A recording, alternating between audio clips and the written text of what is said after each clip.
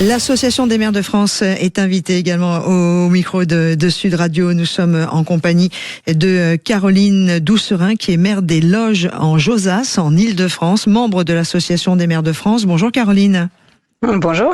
Vous avez monté un fonds de soutien de l'AMF qui va aider, en tout cas c'est pour aider vos collègues des mairies sinistrées, des communes sinistrées par les feux, que ce soit, j'imagine, en Gironde, dans le Var ou ailleurs. Oui, absolument. Alors, bien sûr, l'Association des maires de France est très mobilisée depuis le début et depuis de longues années d'ailleurs sur la gestion du risque et des crises. Elle a appelé à soutenir déjà la protection civile en soutien des populations, mais effectivement, cette semaine a également été annoncée la création d'un fonds qui est un fonds de commune à commune pour permettre la solidarité entre les collectivités locales. Elle est importante, elle aussi. Et mais j'imagine que ça flèche directement les communes sinistrées. Alors on pense aux Porges, on pense à toutes ces communes où il y a eu beaucoup de dégâts. Comment il va fonctionner ce fonds de soutien organisé par l'Association des maires de France ? Alors c'est un appel aux dons, à tout type de dons qui viennent des communes, je veux dire à tout volume de dons, chacun en fonction de ses possibilités. Un compte est ouvert, le RIB a été donné et ces dons doivent faire l'objet de délibération en conseil municipal. C'est donc une solidarité qui va s'organiser dans le temps. Le fonds va récupérer ces dons et puis ensuite un groupe collégial et bien sûr transpartisan va s'occuper de la répartition de ces fonds entre toutes les communes sinistrées, en Gironde bien sûr, dans les Landes, dans le Var et partout où ce sera nécessaire. En préparant cette interview, je lisais que ce fonds de soutien de l'Association des maires de France sera d'abord fléché vers la protection civile. Caroline Doucerin. Alors non, il y a deux démarches en fait. Il y a eu effectivement un appel à abonder un fonds pour la protection civile qui est vraiment le fonds d'aide aux populations, puisque la protection civile agit directement pour acheter le matériel et accompagner les populations sur le terrain.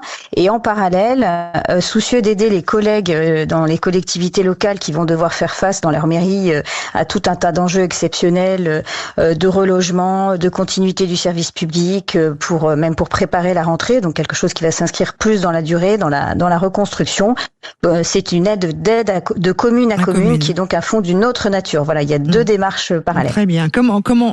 Excusez la question qui paraît tellement brutale, mais comment ça va se répartir au niveau des sommes? Quand vous dites de commune à commune, c'est-à-dire que une commune, par exemple, je sais pas moi, des Vosges ou du nord de la France, va décider d'aider telle autre commune? C'est comme ça que ça va se passer? Comme ça, il y aura pas, entre guillemets, de jaloux? Enfin, vous voyez, ma question, c'est comment on va répartir les sommes? Alors non, justement, ce fonds a pour objectif d'aller là où c'est nécessaire le plus possible, et c'est pour ça que c'est un collectif de maires au sein de l'Association des maires de France qui va travailler en lien évidemment avec les associations départementales qui rassemblent l'ensemble des maires des communes, des départements, pour voir où sont les besoins et ensuite flécher. C'est-à-dire, c'est pas une commune qui va aider une autre, c'est pas le système de parrainage qui a pu être mis en place par ailleurs.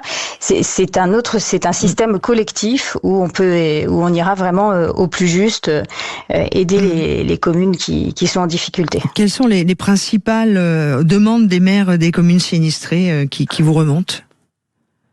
Alors aujourd'hui, bien sûr, on est plutôt dans l'aide d'urgence. Il y a des aides, des besoins de relogement, des besoins matériels d'urgence, mais qui sont déjà pourvus en grande partie justement par la solidarité locale et par la protection civile. Il y a encore des besoins nombreux pour la protection civile, mais pour ce qui est des demandes des maires eux-mêmes, il va y avoir tout un travail pour remettre les routes en état, les bâtiments éventuellement abîmés ou sinistrés qu'il va falloir remettre en état aussi pour la rentrée scolaire et s'assurer qu'on puisse continuer à travailler et à reprendre une vie presque normale. Et puis bien sûr, dans un second temps, il faudra aussi faire le bilan de cette saison touristique difficile, mais ça c'est plus sur le côté économique qui va être aussi très complexe.